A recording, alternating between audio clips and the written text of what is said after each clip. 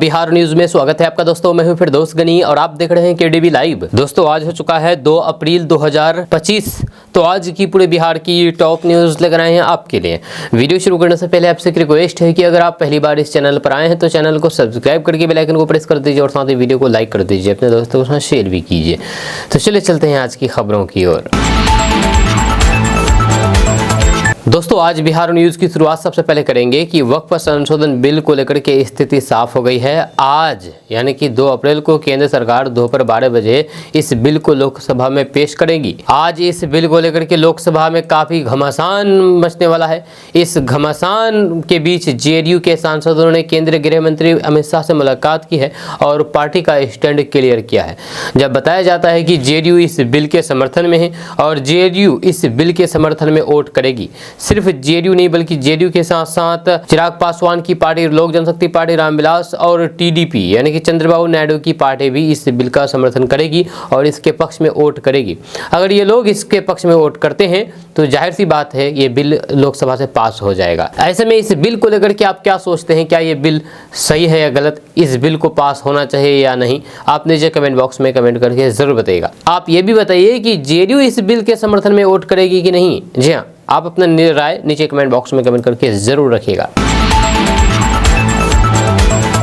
दोस्तों आज बिहार की मौसम के बारे में बात करते हैं। आपको बता दूं कि बिहार का मौसम आज बेहद सख्त हो चुका है। मार्च महीने में शुरू हुई गर्मी के तेवर अब अप्रैल महीने भी दिख रहे हैं। अप्रैल महीने में भी जब मौसम विभाग की ओर से ये जानकारी सामने आई है कि अगले 3 महीने अब गर्मी का भीषण प्रकोप झेलने को मिल सकता है।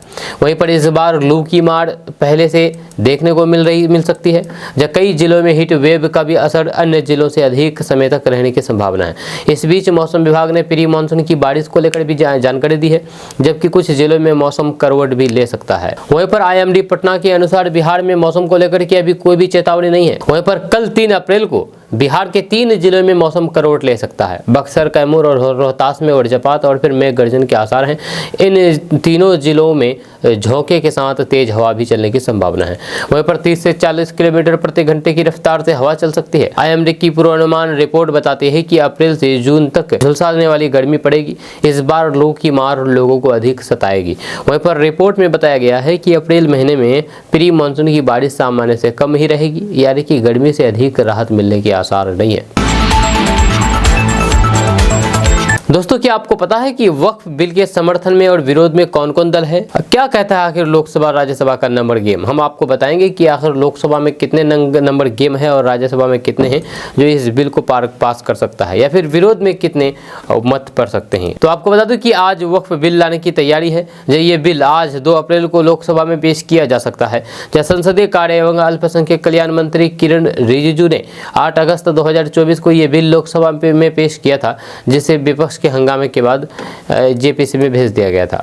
तो आज ये बिल लोकसभा में पेश किया जा सकता है। वहीं पर लोकसभा की वर्तमान स्ट्रेंथ अगर देखें तो 542 लोकसभा के सांसद हैं, मेंबर है और 240 सदस्यों के साथ बीजेपी सबसे बड़ी पार्टी है। वहीं पर बीजेपी की अगुवाई वाले सत्ताधारी एनडीए गठबंधन के सदस्यों की संख्या 293 है, जो कि बिल पारित करने के लिए जरूरी 272 की जादुई नंबर से अधिक है।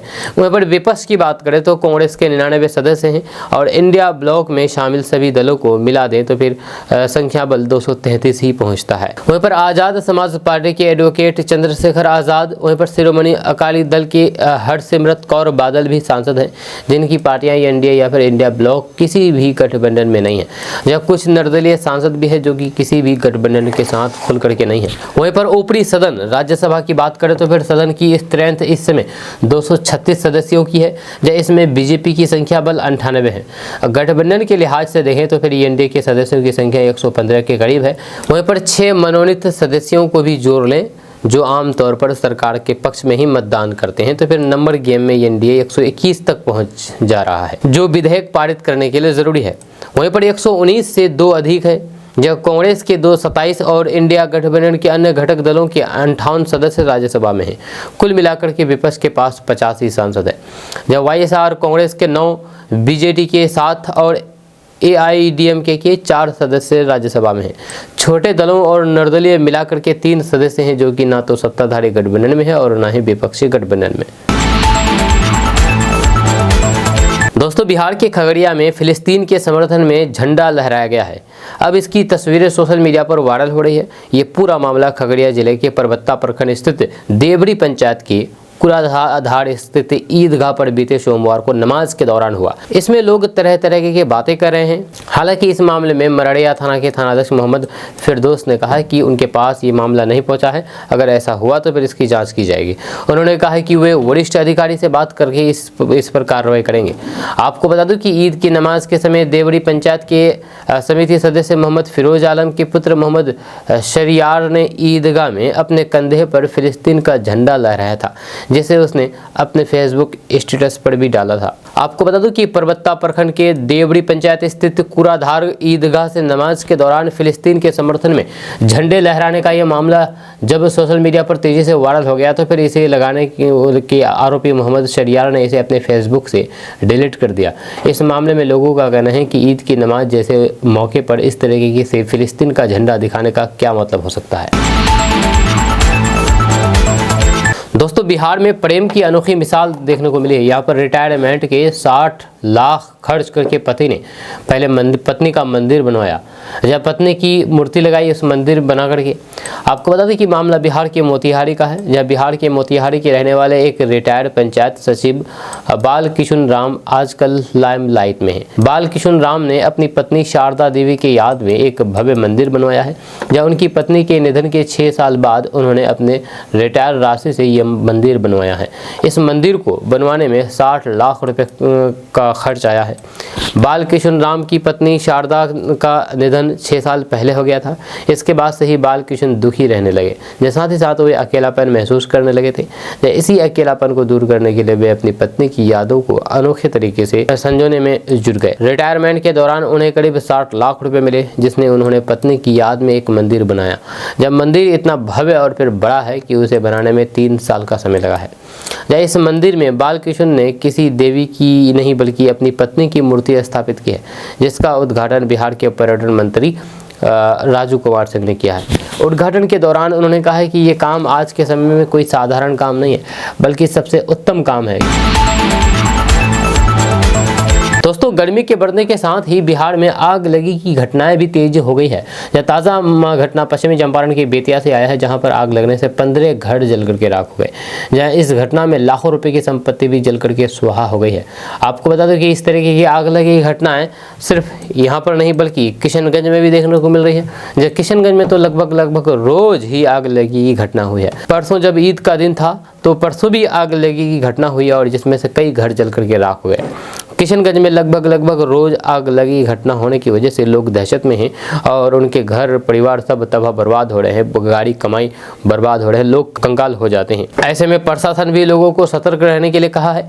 जब प्रशासन का कहना है कि खास करके किशनगंज प्रशासन का कहना है कि लोग अपने घरों में अभी जब भी आग जलाते हैं तो सावधानीपूर्वक जलाएं, खाना बनाते हैं तो सावधानीपूर्वक खाना बनाएं, नहीं तो इस तरह की घटना घट सकती है, क्योंकि मौसम अभी काफ़ी ख़राब चल रहा है। दोस्तों, पूर्णिया, मोकामा, आरा, सासाराम समेत इन शहरों के लिए गुड न्यूज़ आई है। आपको बता दूं कि बिहार में सड़क परिवहन एवं राजमार्ग मंत्रालय ने कई नए एक्सप्रेसवे और फिर 4 लेन सड़कें बनाने की अनुमति दे दी है। इसके तहत बड़े पैमाने पर जमीन का अधिग्रहण किया जाएगा, जिससे जमीन मालिकों को उचित मुआवजा मिलेगा। वहीं पर मोकामा मुंगेर ग्रीनफील्ड 4 लेन ये सड़क 81 किलोमीटर लंबी होगी। इसके लिए पटना, लखीसराय और मुंगेर जिलों में जमीन का अधिग्रहण किया जाएगा। वहीं पर आरा सासाराम 4 लेन ग्रीनफील्ड ये कॉरिडोर 120 किलोमीटर लंबा होगा। ये पटना रिंग रोड पर सदी सोपुर से शुरू होकर के सासाराम में NH-19 पर समाप्त होगा। इसके लिए भी बड़े पैमाने पर जमीन का अधिग्रहण किया जाएगा। वहीं पर पटना पूर्णिया एक्सप्रेसवे, इस एक्सप्रेसवे के लिए 6 जिलों में जमीन ली जाएगी। NHAI द्वारा जारी नोटिफिकेशन के अनुसार इसमें वैशाली, समस्तीपुर, दरभंगा, सहरसा, मधेपुरा और पूर्णिया जिले शामिल है। दोस्तों, बिहार में पुलिस की बर्बरता देखी गई है। यहाँ पर आधी रात को घरों में घुस करके पुलिस वाले महिलाओं और बच्चों को बुरी तरीके से पीटा है। मामला बिहार के औरंगाबाद जिला का है। बिहार के औरंगाबाद जिले के गोह थाना क्षेत्र के सिंघारी गांव में पुलिस की बर्बरता व्यवहार का एक शर्मनाक मामला सामने आया है। यहाँ पर पुलिस ने आधी रात को गांव में घुस करके महिलाओं, बच्चों और फिर बुजुर्गों को निर्दयी तरीके से पीटा है। यह घटना मुख्यमंत्री सड़क योजना के तहत एक नाले के निर्माण को लेकर के दो पक्षों के बीच हुए विवाद के बाद घटित हुई है। इस विवाद के दौरान पुलिस ने एक पक्ष के लोगों पर हिंसा की है, जिसके बाद मामला और बढ़ गया। सूत्रों के अनुसार पुलिस का यह हमला रात करीब 2 बजे गोह थाना प्रभारी सुदीप कुमार के नेतृत्व में हुआ है, जब पुलिस ने भूमिहार जाति के घर में घुस करके न केवल पुरुष बल्कि महिलाओं और फिर बच्चों को भी बुरी तरीके से पीटा है। इस हमले में कई लोग घायल हो गए हैं, जिनमें महिलाएं, किशोर और फिर किशोरियां शामिल हैं। दोस्तों, तेजस्वी यादव ने जिबली स्टाइल में अपनी फोटो पोस्ट करके बीजेपी पर निशाना साधा है। जहाँ उन्होंने कहा है कि बीजेपी एनडीए ने दलितों, आदिवासियों और फिर पिछड़ों के लिए आरक्षण सीमा बढ़ाने के बावजूद इसे संविधान की 9वीं अनुसूची में शामिल नहीं किया है, जिससे इन वर्गों की नौकरियां हड़पी जा रही है। दरअसल बात यह है कि इन दिनों social media Ghibli style photos से भरा हुआ है। सभी लोग अपनी जिबली स्टाइल यानी कि कार्टून इमेज इंस्टाग्राम पर पोस्ट कर रहे हैं। अब इस ट्रेंड ने राजनीति में भी एंट्री मार ली है। यहाँ आम लोगों के साथ साथ नेता भी अपनी जिबली स्टाइल में फोटो को सोशल मीडिया पर पोस्ट करके राजनीति कर रहे हैं। इसी क्रम में बिहार के नेता विपक्ष और फिर आरजेडी के नेता तेजस्वी यादव ने भी ट्रेंड फॉलो करते हुए भाजपा पर हमला बोला है। तेजस्वी यादव ने अपनी जिबली स्टाइल फोटो को एक्स पर पोस्ट करते हुए बीजेपी और एनडीए सरकार पर निशाना साधा।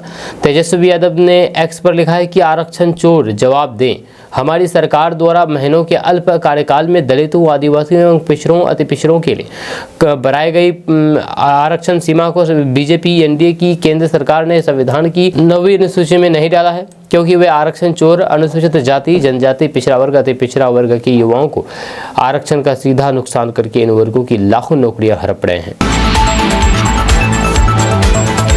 दोस्तों, बिहार में 1.5 करोड़ से ज़्यादा राशन कार्ड धारकों पर संकट गहरा गया है। जी हाँ, आप भी लिस्ट चेक कर ले, कहीं आपका भी तो इसमें नाम शामिल नहीं है। दरअसल बात यह है कि बिहार में राशन कार्ड धारकों के सामने एक महत्वपूर्ण समय सीमा है। तो 1.5 करोड़ से ज़्यादा उपभोक्ताओं ने अभी तक अपनी KYC प्रक्रिया पूरी नहीं की है। जहाँ खाद्य एवं उपभोक्ता संरक्षण विभाग ने एक नोटिस जारी करके कहा कि अगर 31 मार्च तक ऐसा नहीं किया गया तो फिर ये लोग राशन कार्ड सेवाओं का लाभ नहीं उठा पाएंगे। ये कदम राष्ट्रीय खाद्य सुरक्षा अधिनियम की आवश्यकताओं का हिस्सा है। विभाग ने जोर देकर के कहा है कि समय सीमा कई बार बढ़ाई जा चुकी है, फिर भी कई लोगों ने अपना आधार लिंक नहीं किया है या फिर KYC पूरा नहीं किया है।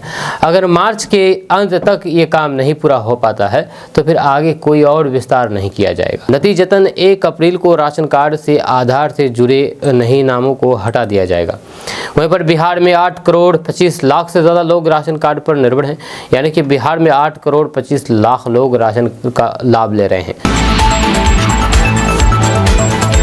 दोस्तों, बिहार खुले शौच से मुक्त हो गया है। आपको बता दूं कि राज्य सरकारी प्रयास से 10 साल में 1 करोड़ 46 लाख शौचालय तैयार हुआ, जिसमें से अब बिहार खुले में शौच मुक्त हो गया है। आपको बता दें कि ग्रामीण इलाकों में शौचालय निर्माण और फिर स्वच्छता के क्षेत्र में बिहार ने बड़ी सफलता हासिल की है। पूरे बिहार में साल 2014 से अब तक करीब 10 सालों में 1 करोड़ 46 लाख से अधिक व्यक्तिगत शौचालय का निर्माण लोहिया स्वच्छ बिहार अभियान के तहत किया गया है। आंकड़े बताते हैं कि बिहार सरकार के ग्रामीण विकास विभाग का यह अभियान पूरे बिहार में सफल रहा है।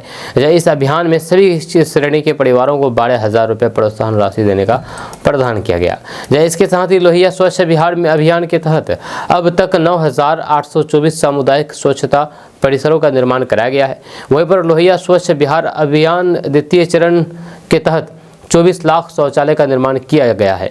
या इस तरह पिछले 10 वर्षों में 1 करोड़ 46 लाख से अधिक व्यक्तिगत शौचालय का निर्माण हुआ है। दोस्तों, बिहार के औरंगाबाद जिले से एक प्रेम प्रसंग का अजीबोगरीब मामला सामने आया है। यहाँ पर एक 9वीं कक्षा की छात्रा ने गुरुवार को एक बच्चे को जन्म दिया। बच्चे के जन्म के बाद लड़की ने अपनी कहानी सुनाई है। उन्होंने बताया है कि लगभग 1 साल पहले उसकी एक लड़के से मंदिर में मुलाकात हुई थी, जो धीरे धीरे दोस्ती और फिर प्यार में बदल गई। जब लड़की ने अपने प्रेमी को बताया है कि वह गर्भवती है तो फिर वह उसे छोड़ करके भाग गया। इसके बाद लड़की ने निर्णय लिया है कि वह समाज की परवाह किए बिना बच्चे को जन्म देगी। जब उसने खुद का ख्याल रखना शुरू किया और फिर किसी युवक और युवती ने उसे सदर अस्पताल में भर्ती कराया। अस्पताल में भर्ती होने वाली लड़की के बारे में कहा जा रहा है कि वे गर्भवती लड़की की बहन थी। बच्चे के जन्म के बाद दोनों वहां से भाग गई। जब लड़की के अकेले होने पर अस्पताल प्रशासन ने पुलिस को सूचित किया और एक एनजीओ से भी संपर्क किया। जब मां बनी लड़की ने कहा कि जो कुछ भी उसके साथ हुआ उसे कोई भी टाल नहीं सकता था। जब उसने कहा कि वे उस लड़के पर कोई भी दबाव नहीं बनाएगी जिसने उसे छोड़ दिया, वह अपने बच्चे की परवरिश खुद करने का इरादा रखती है। लड़की के बारे में जानकारी मिली है कि उसकी पिता नहीं है और मां ने बच्चे को अपनाने से इनकार कर दिया है। जब उससे उसके परिवार और फिर घर के बारे में पूछा गया तो उसने कुछ भी नहीं बताया, केवल इतना कहा कि वो एक किराए के कमरे में पढ़ाई कर रही थी। लड़की ने कहा कि उसकी कम उम्र के कारण उसे अच्छे और फिर बुरे का सही ज्ञान नहीं था। जब वो गर्भवती हुई तो उसने युवक को बताया, लेकिन उसके बाद से बातचीत बंद हो गई। जब लड़की ने कहा है कि उसके साथ जो हुआ है ऐसा किसी और लड़की के साथ ना हो, इसलिए लड़कियों को सोच समझ करके कदम उठानी चाहिए। दोस्तों, कांग्रेस नेता राहुल गांधी कन्हैया कुमार के काम से बेहद खुश नजर आ रहे हैं। बिहार में उनकी नौकरी दो पलायन रोको पद यात्रा को मिल रहे जन समर्थन ने राहुल गांधी को प्रभावित किया है। इसी को लेकर के राहुल गांधी और कन्हैया कुमार के बीच लंबी चर्चा हुई है, जहां पर राहुल गांधी ने उनकी सराहना करते हुए कहा कि वेल डन कन्हैया। इसे कन्हैया कुमार के आगामी प्रमोशन के संकेत के रूप में देखा जा रहा है। राहुल गांधी ने उन्हें बिहार में इस अभियान के लिए विशेष रूप से भेजा था ताकि आरजेडी पर दबाव बनाया जा सके और कांग्रेस की शक्ति का प्रदर्शन किया जा सके। कन्हैया कुमार अपने इस टास्क में सफल भी रहे हैं, जिससे आरजेडी को पीछे हटना पड़ा है। हालांकि कन्हैया कुमार चाहते हैं कि राहुल गांधी भी उनकी यात्रा में थोड़ी देर के लिए शामिल हो। उन्होंने राहुल गांधी से आग्रह किया है कि वे नौकरी दो पलायन रोको यात्रा में भाग लें। जब बेगूसराय में कन्हैया कुमार के समर्थकों ने राहुल गांधी की संभावित उपस्थिति के लिए पूरी तैयारियां कर ली है, लेकिन इस पर संशय बना हुआ है। सूत्रों के मुताबिक राहुल गांधी का कार्यक्रम बहुत व्यस्त है। जब वे 7 अप्रैल को पटना पहुंचेंगे, लेकिन अगले ही दिन उन्हें गुजरात रवाना होना है, जिससे बेगूसराय में उनकी शामिल होने पर अनिश्चितता बनी हुई है। इस बीच ये स्पष्ट हो गया है कि जो अफवाहें फैलाई जा रही थी कि अररिया में कन्हैया कुमार के सुरक्षाकर्मी और फिर कांग्रेस कार्यकर्ताओं के बीच झड़प के कारण राहुल गांधी नाराज है और उन्होंने कन्हैया कुमार को दिल्ली बुलाया है, तो वे पूरी तरीके से गलत साबित हुआ है। कन्हैया बिहार में अपनी यात्रा जारी रखेंगे और राहुल गांधी उनसे बेहद संतुष्ट है। राहुल की खुशी इस बात पर का संकेत है कि कन्हैया को कांग्रेस में बड़ी जिम्मेदारी मिल सकती है और आगामी बिहार विधानसभा चुनाव में उसकी भूमिका अहम हो सकती है। हालांकि राहुल गांधी पद यात्रा में शामिल होंगे या नहीं, इस पर अब भी सस्पेंस बरकरार है। दोस्तों, गर्मी के बढ़ते प्रकोप और फिर तेज हवा के चलते बिहार के विभिन्न जिलों में खरीफ फसलों में आग लगी घटनाएं सामने आ रही है। जहाँ सचिव कृषि संजय कुमार अग्रवाल ने किसानों को सचेत रहने और फिर फसलों को सुरक्षित रखने के लिए विशेष सावधानी बरतने की अपील की है। उन्होंने पंचायत स्तर के पदाधिकारियों और फिर प्रसार कार्यकर्ताओं को निर्देश दिया है कि किसानों को आग लगी से बचाव के लिए आवश्यक जानकारी प्रदान करें और फिर सम्मिलित प्रयास करें। वहीं पर सचिव कृषि ने बताया है कि बढ़ते तापमान और तेज हवा के कारण खरीफ फसलों में आग लगी घटनाएं हो रही है। कहीं कहीं बिजली के तारों से निकले चिंगारी तो कहीं फसल कटाई के लिए उपयोग किए जा रहे बड़े कृषि यंत्रों, विशेष करके कंबाइन हार्वेस्टर में घर्षण से उत्पन्न चिंगारी फसलों को नुकसान पहुंचा रही है। दोस्तों, बिहार के पूर्व डिप्टी सीएम और आरजेडी के नेता तेजस्वी यादव ने दावा किया है कि बिहार में चुनाव कब होना है ये बीजेपी के हाथ में है। बीजेपी जब चुनाव आयोग को इशारा करेगी तभी बिहार में चुनाव हो जाएगा। तेजस्वी यादव ने केंद्रीय गृह मंत्री अमित शाह पर झूठे आंकड़े पेश करने का आरोप लगाते हुए उनसे बहस की चुनौती भी स्वीकार की है। आरजेडी नेता ने कहा है कि शाह उन्हें जहां बुलाएंगे वहीं खड़े होकर के उनसे बहस कर लेंगे। जब बिहार विधानसभा में नेता प्रतिपक्ष तेजस्वी यादव ने पटना में प्रेस कॉन्फ्रेंस करके बीजेपी पर जमकर के निशाना साधा। उन्होंने दावा किया है कि 20 साल तक जिन लोगों ने शोषण किया, बिहार के लोग इस बार उन्हें सबक सिखाएंगे और परिवर्तन करेंगे। दोस्तों, वक्फ संशोधन विधेयक बुधवार दोपहर 12 बजे संसद में पेश होने की संभावना है, लेकिन इसके पहले ही बिहार में जदयू के नेताओं में वक्फ विधेयक को लेकर के दर वाली स्थिति बन गई है। मुख्यमंत्री नीतीश कुमार की पार्टी से एमएलसी गुलाम गौस ने वक्फ विधेयक का विरोध किया है। उन्होंने केंद्र सरकार पर बार बार अनुचित नीतियों के जरिए अल्पसंख्यकों को निशाना बनाने का इल्जाम लगाया है। जब गुलाम गौस ने कहा है कि मैं वक्फ संशोधन विधेयक का विरोध करने वाला पहला व्यक्ति था जब से ये केंद्र सरकार में आई है।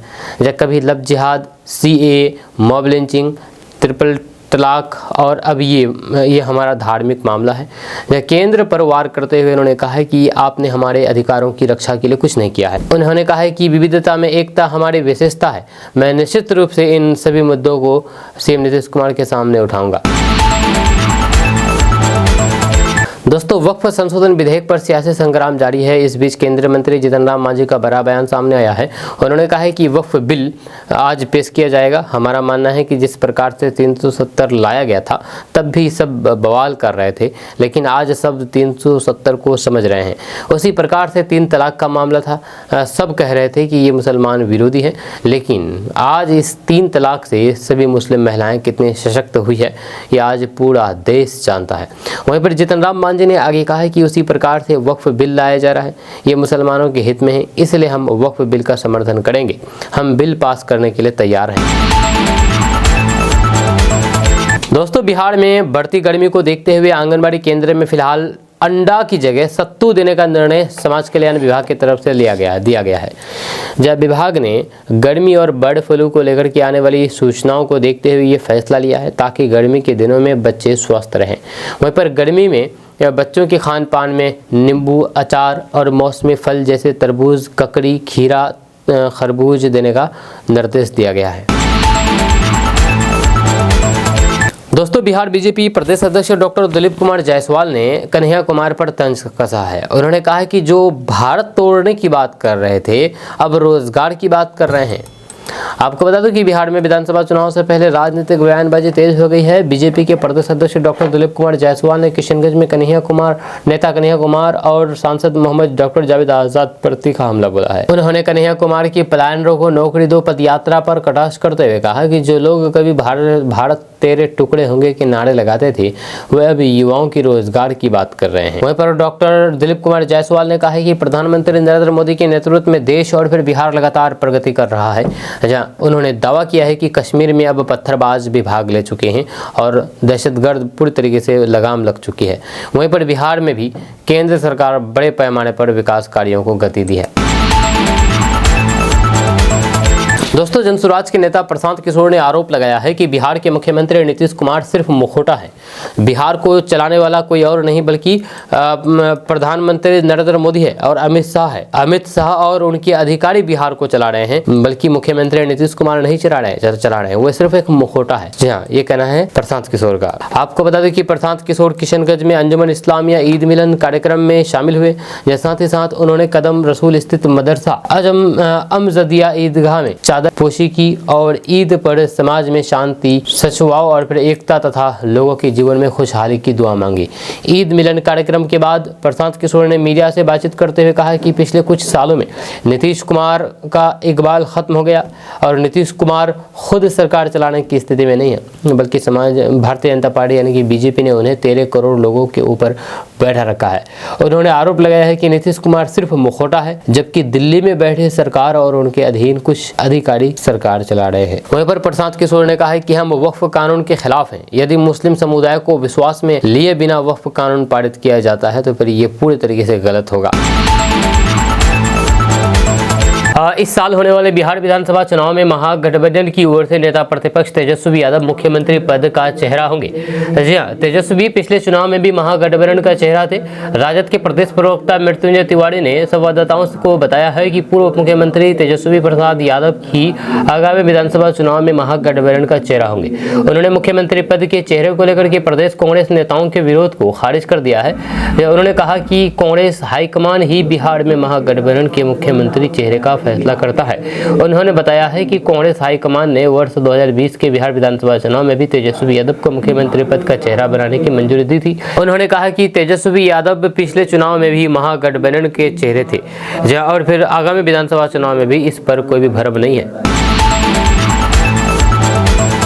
दोस्तों, बिहार के पूर्वी चंपारण जिले में एक बड़े गिरोह का खुलासा हुआ है जिसने युवाओं और फिर नाबालिगों को फर्जी नौकरी का झांसा देकर के उन्हें महीनों तक बंधक बना करके रखा था। जब मोतिहारी पुलिस ने गुप्त सूचना के आधार पर रक्सौल स्थित एक निजी कंपनी पर छापेमारी की और 79 नाबालिग सहित 600 से अधिक लोगों को मुक्त करवा लिया है। इस कार्रवाई के बाद पुलिस ने मामले में 3 आरोपियों को गिरफ्तार कर लिया है, जबकि फरार अन्य 17 आरोपियों की तलाश जारी है। पुलिस के मुताबिक ये गिरोह युवाओं और फिर नाबालिगों को नौकरी दिलाने का वादा करके उन्हें कंपनी में लेकर के आता था और फिर उन्हें महीनों तक बंधक बना करके रखता था। जहाँ आरोपियों ने पीड़ितों के माता पिता से 15,000 से 20,000 रुपए तक की जबरन वसूली की और फिर उन बच्चों को शारीरिक और फिर मानसिक रूप से प्रताड़ित किया। दोस्तों, बिहार का मौसम पछुआ के कारण शुष्क बना रहेगा। जहाँ 3 से 4 दिनों के दौरान बिहार में गर्मी की तपिश और बढ़ जाएगी। यह अधिकतर भागों के अधिकतम और फिर न्यूनतम तापमान में 2 से 4 डिग्री की वृद्धि का पूर्वानुमान है। यह इसके साथ ही लू वाली हवा चलने के भी आसार हैं, जब लोगों को इस दौरान सावधान रहने की जरूरत है। जब पटना, गया, बेगूसराय, मुजफ्फरपुर समेत कई जिलों में तापमान 35 डिग्री के पार जाने का अनुमान है। इस दौरान शरीर में पानी की मात्रा की कमी हो सकती है, इसीलिए लोग लगातार पानी पीते रहें। हालांकि सुबह शाम मौसम सामान्य बने रहने के आसार हैं, जब कुछ स्थानों पर आंशिक रूप से बादल छाए रहेंगे। दोस्तों, बिहार पुलिस के अधिकारियों की संपत्ति का ब्यौरा सामने आया है, जिसमें एक दिलचस्प आंकड़ा देखने को मिला है। डीजीपी विनय कुमार के पास जहां कुल 45 लाख रुपए की संपत्ति है, तो वहीं पर पटना के एसएसपी अवकाश कुमार 2 करोड़ 22 लाख रुपए के मालिक हैं। जी हाँ, डीजीपी विनय कुमार ने अपनी कुल संपत्ति में बिहटा में 3224 वर्ग फीट के प्लॉट और फिर अनीसाबाद पुलिस कॉलोनी स्थित घर की कीमत का जिक्र नहीं किया है। वहीं पर एसएसपी की संपत्ति में चल अचल दोनों प्रकार की संपत्तियां शामिल है, जिससे उनकी कुल संपत्ति अधिक दिख रही है। वहीं पर पुलिस महानिदेशक विनय कुमार के सेविंग खाता में 15 लाख रुपए हैं, 2,55,000 रुपए की एफडी भी है। वहीं पर 25 लाख का सोना और 1.25 लाख की चांदी है। दोस्तों, बिहार में आज से गेहूं की खरीदारी की प्रक्रिया शुरू हो गई है और इससे बिहार के किसानों को बड़ी राहत मिलने की उम्मीद है। 1 अप्रैल 2025 से रबी मौसम 2025-26 के लिए गेहूं की खरीद शुरू हो चुकी है, जिसमें राज्य सरकार का लक्ष्य है कि इस साल किसानों से 2 लाख मीट्रिक टन गेहूं खरीदा जाएगा। इस बार किसानों को पिछले साल के मुकाबले 150 रुपये प्रति क्विंटल अधिक दाम मिलेगा, जिससे उनके लाभ में वृद्धि होने की संभावना है। वहीं पर रबी मौसम 2025-26 में बिहार सरकार द्वारा गेहूं खरीद का लक्ष्य 2 लाख मीट्रिक टन रखा गया है। इस खरीदारी में 1.5 लाख टन गेहूं पैक्स और फिर व्यापार मंडल के माध्यम से की जाएगी, जबकि 50,000 टन गेहूं भारतीय खाद्य निगम से खरीदी जाएगी। सरकार ने इस बार किसानों के लिए गेहूं का मूल्य 2425 रुपये प्रति क्विंटल तय किया है, जो पिछले साल की तुलना में 150 रुपये अधिक है। दोस्तों, बिहार में महिला पुलिस कर्मियों की बढ़ती संख्या को देखते हुए राज्य सरकार ने महिला पुलिस कर्मियों की बेहतर सुविधा प्रदान करने के लिए कई महत्वपूर्ण कदम उठाए हैं। इस दिशा में बिहार सरकार ने पुलिस लाइन से लेकर के थाना ओपी तक महिला पुलिस कर्मियों की रहने की व्यवस्था को बेहतर बनाने की योजना बनाई है। इसका उद्देश्य महिला पुलिस कर्मियों को ड्यूटी पर जाने में सहूलियत देना और उनकी कार्य क्षमता को बढ़ाना है। जहाँ आपको बता दूं कि बिहार के 9 जिलों के 116 पुलिस थाना ओपी में महिला पुलिस कर्मियों के लिए बैरक निर्माण की प्रक्रिया शुरू हो चुकी है। ये बैरक महिला पुलिस कर्मियों को उनके कार्यस्थल पर रहने के लिए सुरक्षित और फिर सुविधाजनक स्थान प्रदान करेंगे, जिससे उनका कामकाजी माहौल बेहतर हो सके। दोस्तों, बिहार सरकार ने शिक्षा के क्षेत्र में सुधार लाने के लिए एक महत्वपूर्ण कदम उठाया है। नए शैक्षणिक सत्र की शुरुआत के साथ ही बिहार में सभी सरकारी विद्यालयों का एक व्यापक निरीक्षण अभियान शुरू किया जा रहा है। इस पहल का उद्देश्य न केवल बच्चों के पठन पाठन की गुणवत्ता की निगरानी करना है, बल्कि ये भी सुनिश्चित करना है कि स्कूलों में आवश्यक संसाधन और सुविधाएं उपलब्ध है और शिक्षक अपने कर्तव्यों का सही तरीके से पालन कर रहे हैं। दोस्तों, बिहार में सरकारी जमीन और निजी जमीन के बीच के अंतर को लेकर के विवाद और असमंजस की स्थिति अक्सर सामने आती है। अब बिहार सरकार ने एक नई प्रक्रिया शुरू की है, जिसके तहत यदि किसी के पास अपनी निजी जमीन के बारे में ठोस साक्ष्य नहीं है, तो फिर उसे सरकारी भूमि घोषित किया जा सकता है। यह हालांकि ये प्रक्रिया अस्थायी है और फिर रैयत को उचित साक्ष्य प्रस्तुत करने के बाद उनकी जमीन वापस उसकी संपत्ति बन सकती है। वहीं पर राष्ट्र एवं भूमि सुधार विभाग के निर्देशानुसार सरकारी अधिकारी और फिर कर्मी रैयतों की जमीनों के कागजात की जांच में जुटे हैं। जैसे सहायक बंदोबस्त पदाधिकारी के अनुसार यदि रैयत अपनी जमीन को निजी साबित करने के लिए कोई साक्ष्य पेश नहीं करता है, तो फिर उसकी जमीन अस्थायी के रूप से सरकारी भूमि के रूप में दर्ज हो सकती है। इसके लिए रैयत को अपनी जमीन का साक्ष्य प्रस्तुत करना अनिवार्य है। वहीं पर यदि किसी के पास खतियान नहीं है तो फिर उसे अन्य साक्ष्य पेश करने होंगे। दोस्तों, बिहार सरकार ने शहरी क्षेत्र में फल फूल और सब्जी उत्पादन को बढ़ावा देने के लिए एक नई योजना को शुभारंभ किया है, जिसका नाम है छत पर बागवानी योजना। यह योजना विशेष रूप से पटना, भागलपुर, गया और फिर मुजफ्फरपुर जैसे प्रमुख शहरी इलाकों में लागू की गई है। इस योजना का उद्देश्य नागरिकों को उनके घर की छत पर फल फूल और सब्जियां उगाने के लिए प्रेरित करना है। इस योजना के तहत सरकार 75% तक अनुदान देने का प्रस्ताव कर रही है, जिससे लोग अपनी छतों पर बागवानी कर सके और फिर स्वस्थ ताजे उत्पादों का लाभ उठा सके। यह योजना के दो प्रमुख घटक हैं, या फार्मिंग बेड योजना और फिर गमले की योजना। इन दोनों योजनाओं के माध्यम से लोगों को आर्थिक सहायता और फिर बागवानी के उपकरण मुहैया कराए जाते हैं। फार्मिंग बेड योजना के बारे में अगर बात किया जाए तो फार्मिंग बेड योजना के तहत शहरी नागरिकों को 300 वर्ग फीट क्षेत्र में बागवानी के लिए अनुदान प्रदान किया जाएगा।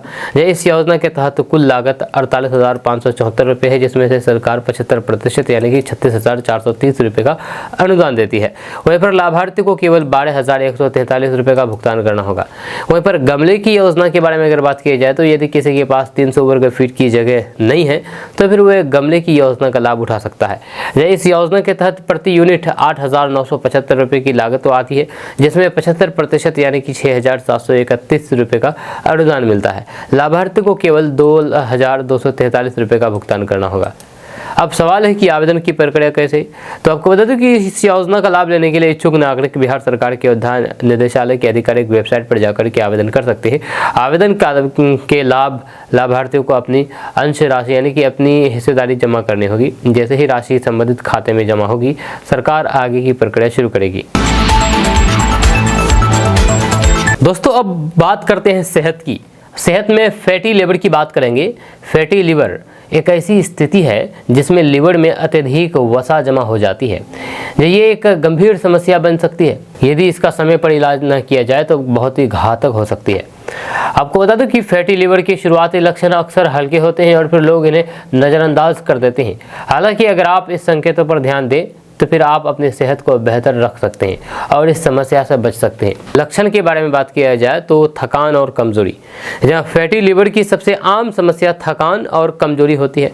शरीर में वसा का अधिक जमा होना लिवर के कार्य को प्रभावित करता है, जिससे शरीर को ऊर्जा मिलना कम हो जाता है। इसका परिणाम ये होता है कि आपको दिन प्रतिदिन की गतिविधियां करने में थकान महसूस होती है और आप जल्दी थक जाते हैं। वहीं पर पेट में दर्द या भारीपन। जहाँ फैटी लिवर के कारण पेट के दाहिनी ओर हल्का दर्द या भारीपन महसूस हो सकता है। ये लिवर के बढ़ने और फिर उसमें वसा जमा होने का संकेत हो सकता है। अगर आपको अक्सर पेट में दबाव या फिर दर्द महसूस हो तो फिर ये फैटी लिवर का संकेत हो सकता है। वहीं पर त्वचा का रंग बदलना। या फैटी लिवर के कारण त्वचा में बदलाव आ सकता है, जैसे कि त्वचा का पीला होना, या फिर ये तब होता है जब लिवर अपना काम ठीक से नहीं कर पाता है और फिर बाइल पिगमेंट्स शरीर में जमा होने लगते हैं। इसके अलावा आंखों के सफ़ेद हिस्से में भी पीलापन दिखाई दे सकता है। वहीं पर अचानक वजन का बढ़ना। जब फैटी लिवर की स्थिति में शरीर में अत्यधिक वसा जमा होने के कारण अचानक वजन बढ़ सकता है। खास करके पेट के आसपास वसा का जमा होना दिखाई देता है। ये स्थिति लिवर के ठीक से काम न करने के कारण हो सकती है, जिससे फैट प्रोसेसिंग प्रभावित होती है। वहीं पर भूख में कमी का होना। जब फैटी लिवर के मरीजों को अक्सर भूख में कमी का अनुभव होता है। लिवर की कामकाजी क्षमता में कमी के कारण पेट में गड़बड़ी और फिर जीभ मिचलाने की समस्या हो सकती है, जो खाने की इच्छा को कम कर देती है। दोस्तों, महात्मा बुद्ध से जुड़े हुए सभी जगहों को जोड़ने के लिए बुद्ध सर्किट और रामायण से जुड़े हुए सभी प्रमुख स्थलों को जोड़ने के लिए रामायण सर्किट शुरू किया गया है। अब इसी तरह अब बिहार में सभी शिव मंदिरों को जोड़ने के लिए शिव सर्किट शुरू किया जाएगा, जिसको लेकर के बिहार सरकार से सहमति मिल गई है। इसकी जानकारी बिहार के पूर्व मंत्री और फिर बिहार भाजपा अध्यक्ष डॉक्टर दिलीप कुमार जायसवाल ने दी है। जब पूर्णिया में प्रेस कॉन्फ्रेंस करते हुए उन्होंने बताया है कि शिव सर्किट के शुरू होने से बिहार में पर्यटन को बढ़ावा मिलेगा, क्योंकि बिहार में भगवान शिव से जुड़े हुए कई धार्मिक स्थल हैं। इसके तहत ऐतिहासिक और फिर पौराणिक धरोहरों तथा शिव मंदिरों के विकास की कार्य योजना तैयार करके उसे मूर्त रूप दिए जाने की कार्य योजना बन रही है। गृह मंत्री के बिहार दौरे के बाद बिहार को बड़ी सौगात मिले। उन्होंने कहा है कि खास करके सीमांचल के पूर्णिया, अररिया, किशनगंज, कटिहार जैसे जिलों में बाढ़ से निजात के लिए सिंचाई के लिए कोसी मेची लिंक में 11,000 करोड़ रुपए बजट में प्रावधान किए गए थे। इस परियोजना के लिए कैबिनेट से राशि निर्गत कर दी गई है। वहीं पर पूर्णिया सांसद पप्पू यादव पर हमला बोलते हुए दिलीप जायसवाल ने कहा कि गाल बजाने में वे सबसे आगे हैं, उनके पास कोई दूसरा काम नहीं है, उन्हें काम के प्रति ध्यान देना चाहिए। वहीं दिलीप जायसवाल ने प्रशांत किशोर को भी नहीं बख्शा। उन्होंने कहा है कि प्रशांत किशोर बचपन से 55 की उम्र तक कहां थे, वह आमदनी का आधा हिस्सा भी समाज के विकास में खर्च कर दें, तब राजनीति करें। दोस्तों, केंद्रीय मंत्री जेडीयू नेता ललन सिंह ने बिहार के नेता प्रतिपक्ष तेजस्वी यादव के ऊपर करारा तंज कसते हुए कहा कि सत्यवादी राजा हरिश्चंद्र के बाद तेजस्वी यादव ही है कि वे खुद ही अपनी पीठ थपथपाते रहते हैं। आपको बता दूं कि केंद्रीय गृह मंत्री अमित शाह के बिहार दौरे को लेकर के तेजस्वी यादव ने बयान देते हुए काफी कुछ कहा था, जिसे लेकर के अब उन्हें ललन सिंह का करारा जवाब मिला है। दरअसल केंद्रीय गृह मंत्री अमित शाह ने बिहार में 2 दिन गुजारे और रविवार को लौट गए। इस दौरान उन्होंने गोपालगंज में एक जनसभा को तो संबोधित किया ही, लेकिन उसके अलावा पटना में सहकारिता विभाग के कार्यक्रम में भी उन्होंने भाग लिया। अमित शाह के इस दौरे पर बात करते हुए तेजस्वी यादव ने कड़े शब्दों में कहा कि अमित शाह ने यहां आकर के केवल झूठ बोलने और फिर लोगों को बरगलाने का काम किया है। केवल इतना ही नहीं, आगे तेजस्वी यादव ने यह भी कहा है कि जब चुनाव आने वाला होता है तो फिर ये सभी लोग बड़ी बड़ी घोषणाएं करते हैं और चुनाव के खत्म होने के बाद ये सारी घोषणाएं जुमले में तब्दील हो जाती है। मुझे ये बताइए कि अगर केंद्र सरकार ने इतना पैसा बिहार को दे ही दिया तो फिर कहाँ है वो पैसे, किस सेक्टर में लगे? चुनाव आने पर घोषणाएं करने वाले ये बताएं कि 20 साल में उन्होंने जो काम किया है उसकी गिनती क्यों नहीं करवाते हैं। आपको बता दूं कि तेजस्वी यादव के द्वारा अमित शाह पर इस तरीके के हमले के बाद ही ललन सिंह ने उन्हें जवाब दिया है और उन पर तंज कसा है। पत्रकारों से बातचीत करने के दौरान ललन सिंह ने यह भी कहा कि गृह मंत्री अमित शाह ने जो भी कहा सच कहा। जब वैसे तेजस्वी यादव को ज्यादा चिंता करने की जरूरत नहीं है, वह अपना काम करे और आगामी चुनाव में बिहार की जनता उन्हें उनका स्थान बता देगी।